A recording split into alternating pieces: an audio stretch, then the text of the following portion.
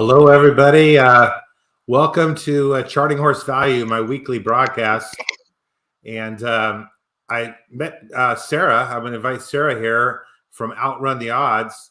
I met her on Twitter recently. She was doing some excellent handicapping. I think she hit a pick 5 at Aqueduct. So I invited her today as we break down the Aqueduct for this Friday, tomorrow, actually. Maybe we can hit another pick 5. Sarah, please introduce yourself to everybody. Yeah, thank you so much for having me. I'm Sarah El-Badwi. I am currently on Twitter at Outrun the Odds, and I have been a big fan of horse racing for a very long time. And I'm really excited to start sharing my ideas and listening to everybody else's ideas as well on Twitter. Yeah, you got a great style to you, and really, you're a good listener. People at Twitter, not everyone's a good listener. Okay. Understatement of the year, right? Yeah, you're a great listener, and you're a humble handicapper. And I think, honestly, that's a really good start because this is a humbling sport, and you got to learn. There's so much to learn. Oh, and you'll never Yeah. learn it all, and that's the No. best part, right? Yeah, I've been doing this since the late 80s, and I love it. And I wrote my first computer program. Actually, I wrote a program for my calculator, an HP reverse notation calculator in the late 80s. That was my first thing I programmed. And then I wrote my own first computer program in like 1994. Computers were barely even in existence. In fact, it was one of the very first laptops out there. Wow. So yeah, I've been doing this a while and constantly tinkering with my program. And then I retired from my normal career and started this business a little over a year ago. Anyway, glad to have you here with us. Yeah, thank you so much for We're going having to me. dig into Aqueduct tomorrow. What's your first thoughts on this card tomorrow? I think that now that we're not doing any more turf racing, that things Mhm. get a little more interesting here. And then I think that you also see there's a lot of horses maybe trying dirt for the first time or trying dirt as a second option that might not be their preferred surface, just to kind of see like if they can handle it, if they can stay in New York for the winter, or if they have Mhm. to take a quick break or end up going somewhere else. So Yeah. I think that that's kind of like a theme amongst this entire card is seeing horses maybe trying out a surface that they may or may not love. And, Mhm. there's a little bit of a question in the air about a lot of those horses. Excellent. I totally agree with you. All right, well, let's dig in. Let's start with race 1. I'm going to give you the honors to start us off. Thank you so much. My topic in here is going to be the number 7 horse, Good Skate. I think that Mhm. this is a competitive race, and you have a couple of first timers in here. But as far as the horses that we've seen a little bit of, I think that this is one that you've already seen can kind of like handle this distance and be competitive. And I think racing into fitness a little bit more and having a few races under the belt is kind of going to help this one maybe be a little bit more competitive in this field, and the experience is always a plus. Yeah. Yeah. I agree with you on Good Skate. Let me show my tool that I'll be periodically showing here. Ah, So top of the chart. it is on top of the chart. And um, let me scroll up just a little bit so people can see the top here. But so Good Skate, is on the top of the chart. One of the things you'll see is this is a maiden claiming and it gets a 3. So that's pretty good betting race, a 3. That's a score from 0 to 5. And that's based on these two horses here, the 2 and the 7, that get $10 of value and $17 of value. So that's where the value is, and that's where the score comes from. I got no problem with Pin Track dropping in, I think, from 90,000 into this level, showed speed, tired late. Does have the best early speed in the race and, might just wire the field. This is a weak field. Okay. That's my first commentary. I like Good Skate. The only thing I negative on Good Skate is he's already raced 3 times. So maybe he's already reached his, improvement level. Whereas the 2 and the 8 have only raced 1 time. They have a lot more eligible improvement. I'm going to land on the 2, Ronquez. You see this little plus here. I only give one horse a plus a race. And that's a horse I think is the best combination of value and win likelihood. The big negative on Ronquez is this 0.3 on PFDS percentage. And that comes from the fact that he's never tried dirt before. You were talking about that at the beginning of the day. But the horse has got speed, gets an inside draw. Hopefully he can fight and hold the pace, but he's going to have he's got the 7 and 8 to deal with. I don't see anyone else winning this race. Red Revolution is a halfway decent first-time starter, but I think one of those 3 horses wins, and I'm going to try to get some value. And same thing you've done. You try to get some value as well. Right. I mean, that's what we're all about, right? I Yeah. think that, yes, Print Track's the likely favorite and makes a lot of sense. And early speed is always dangerous, but maybe there's a first that steps up, or like you said, with the 2, maybe the surface change ends up being something that works out. But I don't want to take that short of a favorite, which, we know we're going to get a super short price on that horse. Really short, 3 to 5 morning line is crazy. Now, when I tell people to look at these races, and one of the things I've been telling recently is to look at 3 factors before you get too far into things. First thing is look for the horse that has the lowest PFTS odds, and that will correspond to the rank column in the 4th little rank column.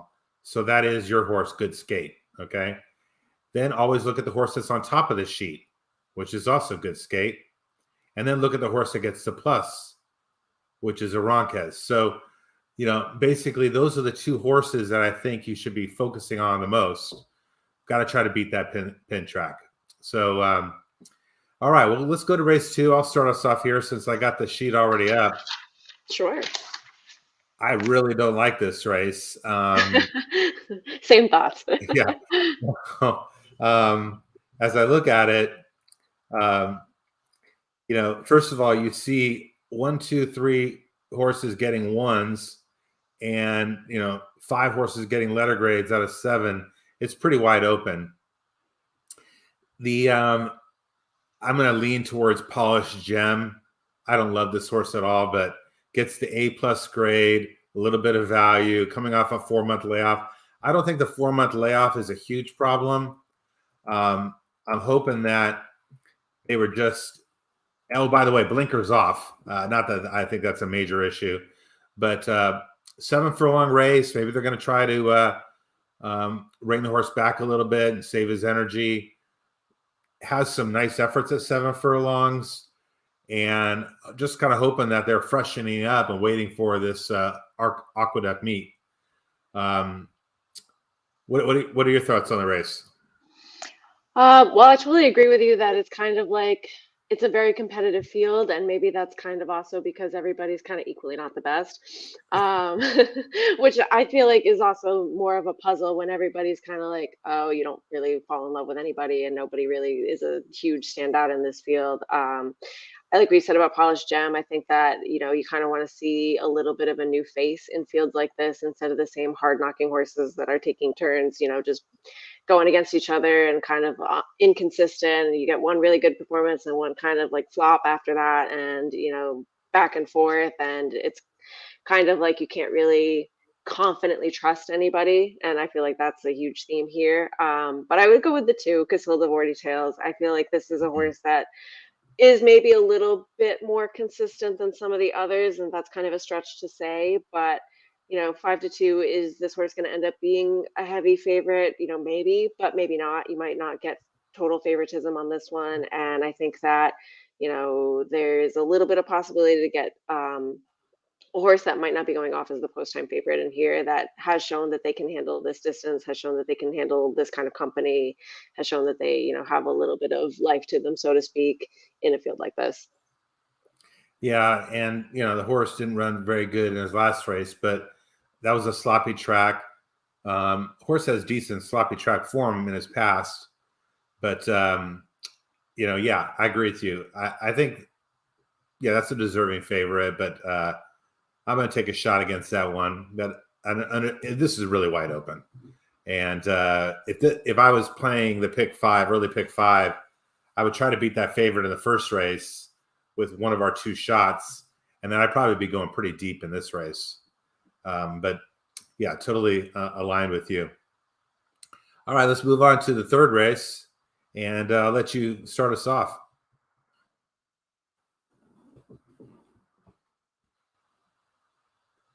I lose you? Are you there? No, I lost your mic.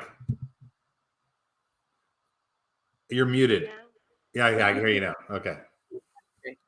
Famous commercial. Um, okay, so the horse that I like in here is going to be the number 7, Saratoga Beauty. Again, Uh-huh. and it can end up being a short price. There's a whole not a lot to love in here as well, I felt, and these are obviously $25,000 claimers. It's not exactly the most exciting field on the planet, but at the same time, I think that this is a horse that in the Tom Borley barn could be a little bit interesting. Trevor McCarthy's riding really well at Aqueduct, and there's a little bit of a form there to go on as well. What do you think? Love this horse. That's my pick too. Oh yeah. Yeah. So let me share that. So on top of the sheet, and gets this grade of a K. Also gets that plus. Remember, I give a horse a plus every race. And K is the highest grade I give a horse. And then gets this little S for spot play. I really feel like this is a profitable wager. And there's a lot of money going to go on My Roxy Girl. And My Roxy Girl actually has beaten Saratoga Beauty a couple times. But Saratoga Beauty is coming in off a really nice race. And yeah, I mean, I think by the way, look at Saratoga Beauty's trainer history. Been claimed in 6 straight races, but was claimed back twice by Rob Atras. I mean, this horse has got a lot of love in the claim box, and is 5 for 19. Obviously, that by Roxy Girl is going to take a ton of money and makes sense. But yeah, I'm gonna lean heavily on Saratoga Beauty, and that would be I would single that horse if I was playing like a pick 4 or pick 5. That would be a single. Bold of you. I think that that's fair. Is there anybody else in here that interests you a little bit other than My Roxy Girl? I guess you could look a little bit at this Veradia. I didn't look too much at the piece on Veradia, but you'll notice Veradia has 14-1 on PFDS odds, which is close to the morning line. But the best odds is 3.9-1, so significant improvement. So I'm looking for like a specific race that fits today's conditions a little bit better, and that horse dramatically improves when I do that. And that's why he's getting this $13 of value. So kind of a live long shot, according to the chart anyway. And let me look at the PPs on Veradia. What do you think of Veradia? Shipping in from Finger Lakes. I think that there's a little bit of a long shot possibility. I think that, there's no one that you can really heavily trust here. Obviously, with Saratoga Beauty being so popular in the clean box, somebody is seeing something over and over again with this horse to continue to persevere and want them in their barn. But I've never really been like the biggest fan of hers, and never really kind of like seen the spark of like, ooh, I want to bet this horse, or oh, there's something there that's telling me that this horse is a very live shot to outrun their odds, so to speak. Yeah. Well, I love all these horses. If I was a claiming owner, I'd want to have any one of these horses. Veradia here, 7 for 32 lifetime, 18 for 32 in the trifecta. I mean, you got to love horses like this. And same thing with Saratoga Beauty, 5 for 19 lifetime and 10 for 19 in the trifecta.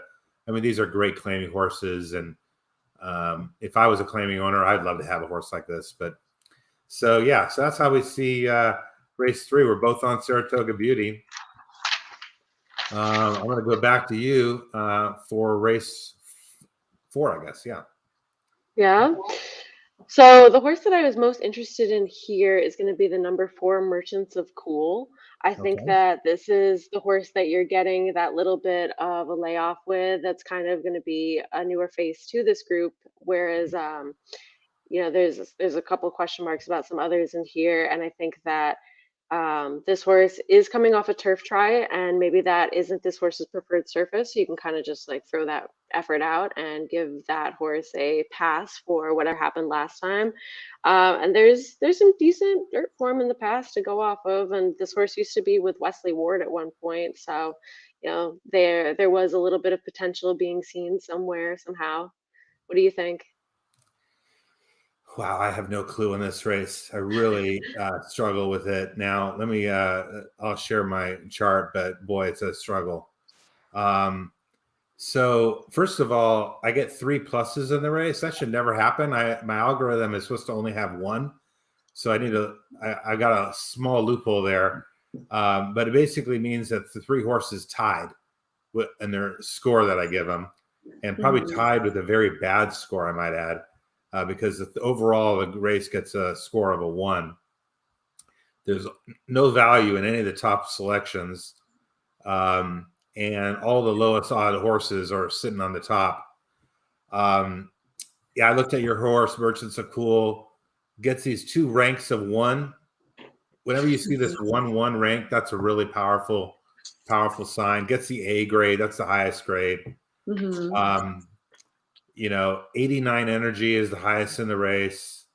Um, anyway, I kind of landed on Deputy Flag, who at least sits on top of my chart, and is an E8 with 100 early speed. It's going to be battling up front, and that's going to set up well for your Merchants of Cool. I guess I was a little concerned with the 7-month layoff on Merchants of Cool. But anyway, I ended up on, let me see again. I ended up on Deputy Flag. I mean, this is a weak pick, but Deputy Flag got a couple wins, 7 seconds. Boy, the horse likes to take second. Definitely use that horse in your exacta. Right. Good early speed. Yeah, probably takes second, losing to your horse. I was just gonna say, when you see a horse getting second over and over and over again, how does that kind of go into your handicapping, and like how does that make you feel? Because I think that that's an important angle that is talked about a lot, but I just want to know like your thoughts on that. Yeah, it's not a good thing. It's going to the horse is going to show up well in my charts because the way my system works, and second place effort is a solid effort. It's a winning effort. That just missed.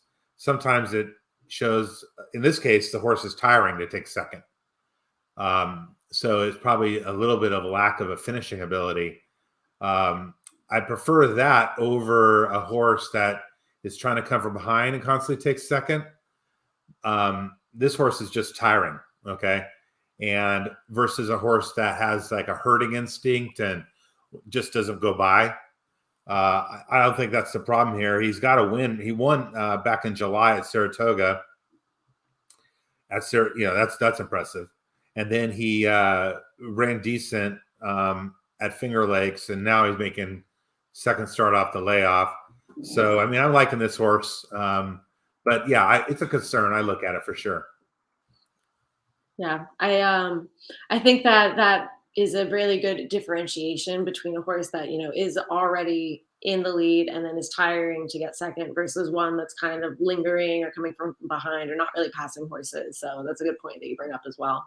Yeah, there's a lot of horses that just don't go by. Yep. And they get right up there and they just kind of herd with their friend and they think they're having a good time. And, they struggle to go by. You need a really strong rider to get them, to push them. And so anyway, this horse, Deputy Flag, gets a great rider today. Your horse makes complete sense. Merchant of Cool gets, the best rider today.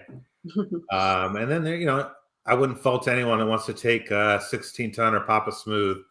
Pretty formful kind of race. Not the kind of race I think you're going to get a price. I agree. I also don't think it's the kind of race that you can single either.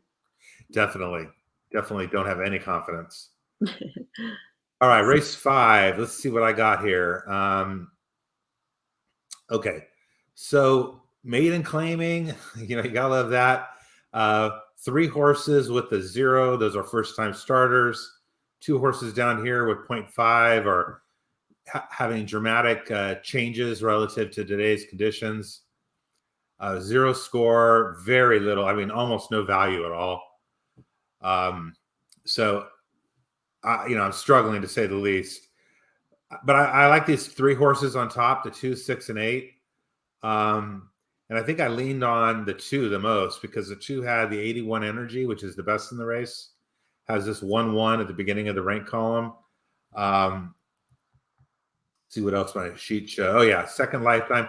The big problem I had with this too is the jockey, Jalen Samuel, 3%, 8 for 259, 1 for 27. So I could be talked off this horse for sure. Who do you like?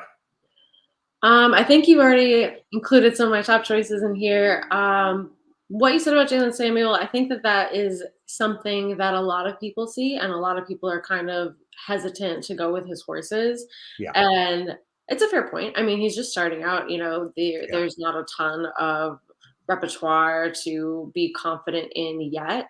But I feel like at least he kind of puts his horse in a good position to win when he can. And maybe he's not getting those right horses just yet, or maybe he's not getting those connections, for the time being. But I think it's kind of only a matter of time. Like, that's someone that if, we were talking about like horses, I would say that that's someone I see potential in for the future, and will kind of like keep in the back of my mind to, be like, okay, one day, like, the opportunity is coming. So I think for now, I agree with everything you're saying, but I think it's kind of like one to keep your eye on going forward.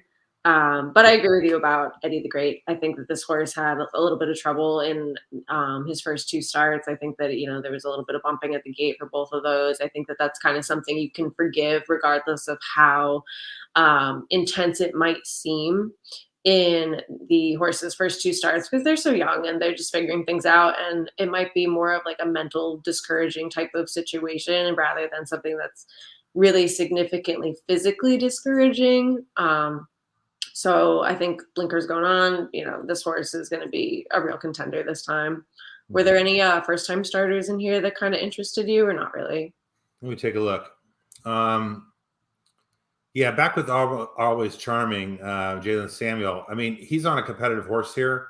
This 81 energy is the best in the race. Gets this 1-1 with the A grade. So, he's going to be hungry, going to try to win this. And by the way, the trainer and jockey on that horse are 17% together. And that's pretty similar to his morning line. And maybe his odds will drift up, because of the jockey. As far as first-time starters, the highest ranking one is this Barone Marchus. I'm not sure if I'm pronouncing that right. And both these 2 first-time starters of 7 and 9 are getting this interesting angle where they're getting a much better jockey on board than their trainer indicates. So the 7 and 9 would be the 2 that I look at. Any that you like? I was a little bit interested in the 7 Mango Beach for Dylan Davis and Dave Duggan. This horse did have a bullet, a work back, so it's always something I kind of keep my eye on. And Dylan's riding really well, so that was a fast workout. Yeah. So a little bit intrigued. We'll see. Yeah, that might make some sense off the workout. Giants Causeway. What are we going here today? We're going 6 furlongs. I mean, Giants Causeway out of a Birdstone mare probably needs to go longer. I agree with you on that. And David Duggan is 0 out of 12. Where same thing. Barone, that guy is Klimt, Indigo Shine, are pretty modest pedigree for Lizcano. So yeah, I'm not in love with any of those horses, to say the least. But the other one that I guess we should talk about a little bit is Empire Station, who maybe gets a switch to Franco here. Weaver's pretty good. This is 3rd start lifetime, and that horse fits a little bit, I think. So I think that's fair. I think I want to see this horse going maybe a little bit longer as well, though. Yep. Especially with the running style that we've seen so far, but that can change. Yeah, for sure. Tough race, but probably would try to maybe just go too deep with the horses that we mentioned, Eddie the Great and Always Charming, and I think I'd feel pretty good with those 2. Yeah, I think I would want to use Mango Beach and maybe like my exotics, like Exacta Trifecta, something like that, to hit the board at least, for the first time out, and maybe keep an eye on that one going forward. Yes, good call. All right, I'll go ahead and start us off on this one. This was an interesting race, actually. So it's an allowance race, gets a grade of 0. There's very little value. There's 2 A's, Coffee Bar and Witch Hunter, and I do think it kind of basically boils down to these 2 horses. And I ended up on Witch Hunter, but I remember really liking Coffee Bar. Oh yeah, okay. And there's another horse I kind of like a little bit in the race, the 6. So I kind of like the 4, 5, and 6. But the 5 is basically been running already at this level. Been running maidens, ran a couple stakes races, running non-winners, 1 allowance, New York Reds, and has a couple seconds. And now he's, whereas Witch Hunter has 5 wins in 8 seconds in 22 starts and taking that step up into high class allowance non-winners, 1 other than. I just think Witch Hunter is just a really good horse, and it's a little bit fast on my sheet. Gets an 85, a little bit better than the 80. So I mean, I'm down to those 2 horses primarily, with a little bit long shot chance to the 6. What do you think? Yeah, I agree with you about Coffee Bar. Might just end up being the class of this field, even though I would say, like, if you pretend Coffee Bar isn't in this race, I think it gets much more competitive and a little bit trickier to figure out, but it might just be that simple. But at the same time, if this horse isn't really super competitive against certain other horses, is it really that she's facing so much better, or is it really that maybe she's not quite as competitive as she thinks that she is? And I feel like she's going to take a lot of money with the connections with Pletcher and everything like that. Of course, like, this might end up being somebody single somewhere in your different pick 5, pick 6, whatever sequences. So I would take a little bit of shot against. I really do like Witch Hunter that you mentioned. I think that she's really interesting. And then another horse that I was a little bit interested in here is the 3 Karamoka. I feel like she kind of runs every time, and she might need that pace setup, and she might not really get it. But I think that this is just a hard knocking horse that always kind of, shows up in some way, in some fashion, if she gets the right setup. Yeah. Now this is a horse that's had a lot of chances at this level. This non-winner is 1 other than state bred. And they're going a mile today. That's her last 2, a 2nd and a 3rd. Very competitive horse, like you said. Probably would definitely use that horse underneath. Castellano's on board. Yeah, a lot to like there. As far as Coffee Bar, I totally agree with you. The drop into this level, it's not super bad, the drop, because it is still non-winners, 1 other than. But they may not like this horse that much. Rapoli. If this horse doesn't win here, What's next, right? Yeah, what's next? They're gonna drop him, then claiming, get rid of him. So this like, she should really skate over this field if the drop is meaning what it's supposed to, and then if she doesn't, what's next? It's going to be claiming ranks. So, yeah. But the horse failed twice at odds on. 2 to 5 and 1.9. So there's some concerns there, and Witch Hunter, you're going to get an honest effort from Witch Hunter. Well, even Karamoka, you're going to get an effort. It might not be the winning effort, but you're going to get an effort. And I think with Coffee Bar, we kind of don't know for sure. It's not a horse that I trust confidently. Totally agree. But you got to use that. I wouldn't want to get knocked out by Coffee Bar. Just put it that way. Right. You'd feel like a fool if you didn't use this word somewhere, right? So for sure, I'm using the 4, 5, and then I got to decide if I'm also going to use the 3, 6. But those are the 4 horses that make a lot of sense to me. All right, I'll let you go first on the next race. Sounds good. So here we have another allowance race, 6.5 furlongs, and my top choice in here is going to be the 3 Repo Rocks. This horse is coming off of a win. This horse has competitive figures for this group. The win last time out was pretty easy. I feel like the horse was definitely eased up on, and I think that, Ruben Silvera is an interesting jockey choice for this horse, and he's always one to kind of make sure he gets his horse in a position to be effective and, run their best race here. So I think that this horse isn't going to necessarily be your post time favorite and might offer some significant value in this race. Totally agree with you. So let me share. Repo Rocks on top of the sheet gets the K grade. Remember, I told you that K grade is really strong. Gets the plus. I mean, K horses typically win, I would say, at least 40% of the races. So this is I think this is a really strong pick. The other two, I don't like these chalk horses. Risk Profile, I did look hard at Risk Profile. It has a couple races that look pretty solid, but I like the 1, 2, and 3 all better than Risk Profile. And I would look hard at the 1 and 2, especially this 2 off the 9-month layoff for a -1 trainer. That's not good.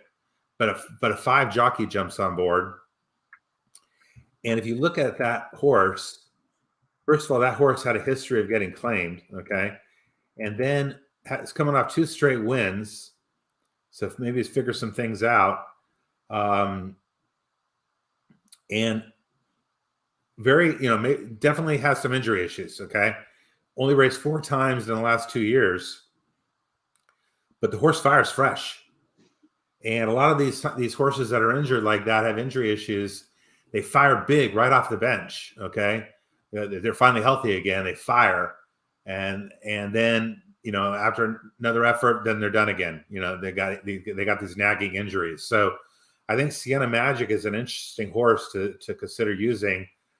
Shows up high on my sheet off that 9-month layoff. It's going to get ignored, I think, in the betting. But I do like Repo Rocks. I'm totally on board, everything you said.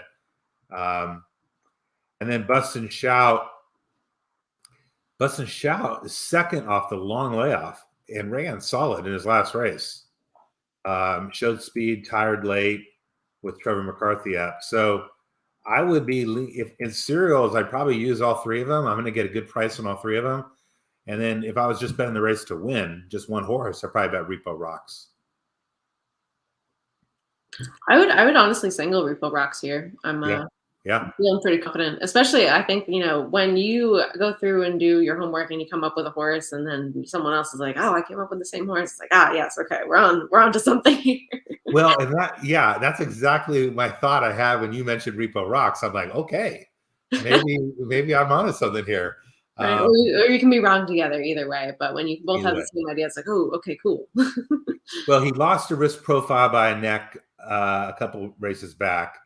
And but arguably he's improved since. Okay. So we'll see what happens. It's a good horse. I agree. Yeah. All right, I'm going to go back to you and let you start us off in the next race. Oh, so this is our finale since it's only an 8-race card. Yeah, I love these 8-race cards. Go back to them. It flies by. It's great. Yeah. Another tricky maiden claiming race for $25,000 for 3+ New York breds at a mile, closing us out. I think that the 7 is going to end up being my top pick. I would want a horse that's had a few less chances here to maybe, kind of step up and show that they are capable of something more than they have in the past. And I think that this horse stretching out at a distance might also be intriguing and might be figuring things out, might be, someone that's not going to be your post-time favorite. Whereas I think the 6 might end up being your post-time favorite. And that horse makes a lot of sense. And there's also, a little bit of a cutback in distance, not by much. And there's also like going back to the dirt after trying the turf and stuff like that. I would use a little bit of the 9, putting the blinkers on to here. Also fairly lightly raced compared to some of these for maybe a little bit of, a price underneath, not much of a price, but somewhat of a price.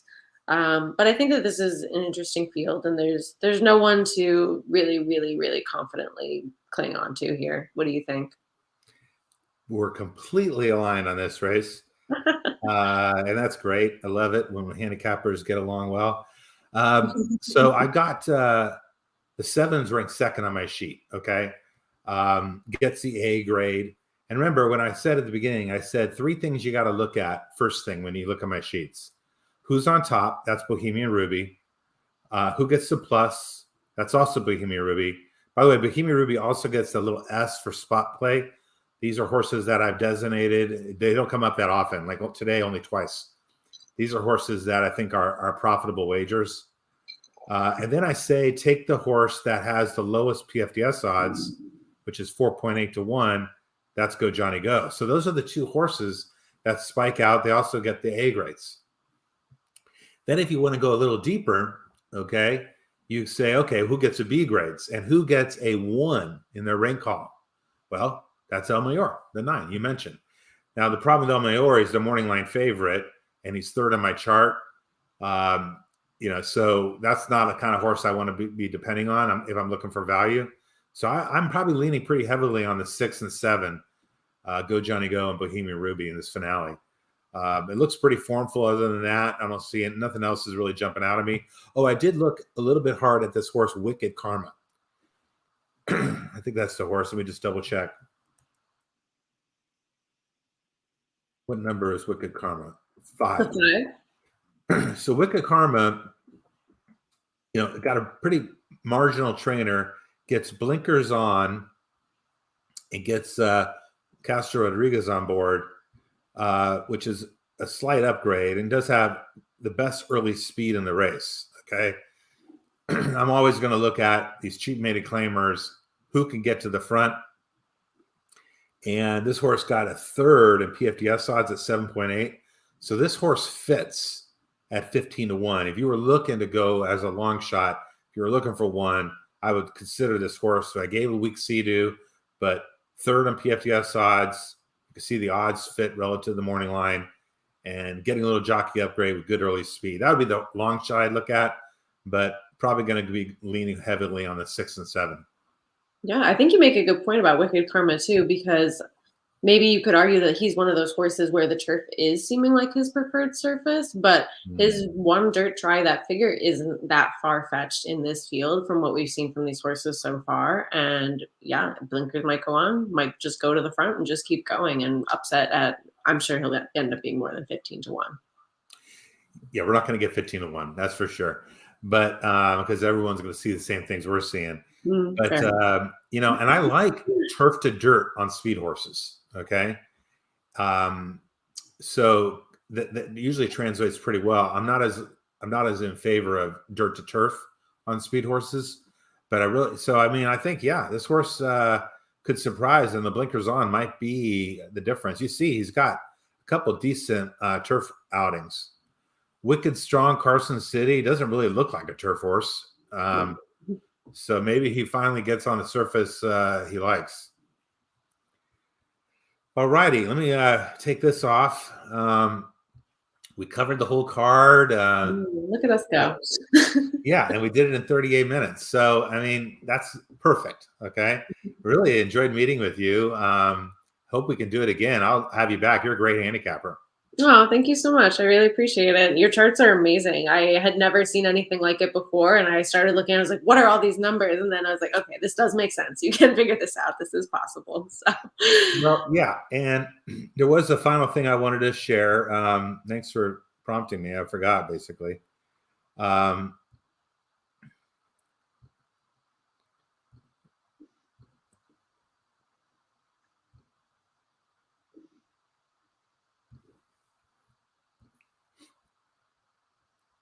Okay, so I should be showing my free charts page. Is that what you're saying? Okay. So, this is the Aqueduct. So I am giving my chart for free for Aqueduct. Okay. And I always give Remington for free. That's sort of my free track. Friday, there's 14 tracks Friday. And that's with Laurel canceling, but otherwise there'd be 15. I run every thoroughbred track in America. I run the exact same algorithms for every track. And, so if you go to the free charts and you get the Aqueduct, and then, if you're new to my sheets, you can go to, you go to this tutorial,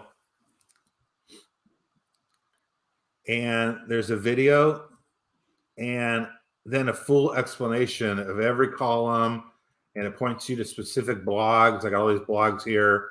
It's posted to specific blogs, a detailed explanation. I'll just tell you right now, the algorithms in here are really complicated. Okay. But they are boiled down in a way that's very easy to use. Okay. And the reason I did it way back when is because I love to go to the track with my friends, but I had no time to socialize because I was constantly in the PPs. So I developed this just so I could have fun, and of course it turned out well what I came up with. But so it's my way of handicapping the races, and you get the free charts. And if you don't know what's going on, make sure you read that tutorial page and the blogs. So thanks for prompting me to show that. Yeah, But thanks for pointing it out, because I attempted without looking at any of that, and was able to figure it out, but that would have made my life much easier. Yeah, and you saw how often you and I agreed.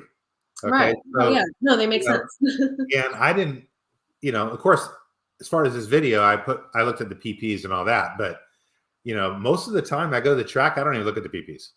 I just look at my chart. The chart already looked at the PPs, so Right. I just have fun, look at the horses, have some beers, have fun with friends. There you And go. I know I've got solid horses to wager on. Yeah, absolutely. Yeah. Hey, feel free to become a customer if you want. But you obviously do a great job. But it's very difficult to do what you're doing for 15 tracks. Couldn't do it. No way. Oh no. I would have to have unlimited time. So So anyway, I it's a tool. I tell everybody I'm not a tout. Certainly the charts will lean you towards certain horses, but I'm not a tout. I provide a tool that will help you handicap effectively and efficiently. Yeah. So it seems to be working. yeah, it works fine. And I really enjoyed meeting you again. And I will be calling you again soon to have you back on. Maybe one of these days I'm going to do more of a group handicapping effort. And you're for sure one of the people I want to invite back. So it's great to meet you, Sarah. Thank you. All right, everybody. Hope you enjoyed the broadcast. I hope we can hit something big tomorrow. Take care and goodbye. Bye.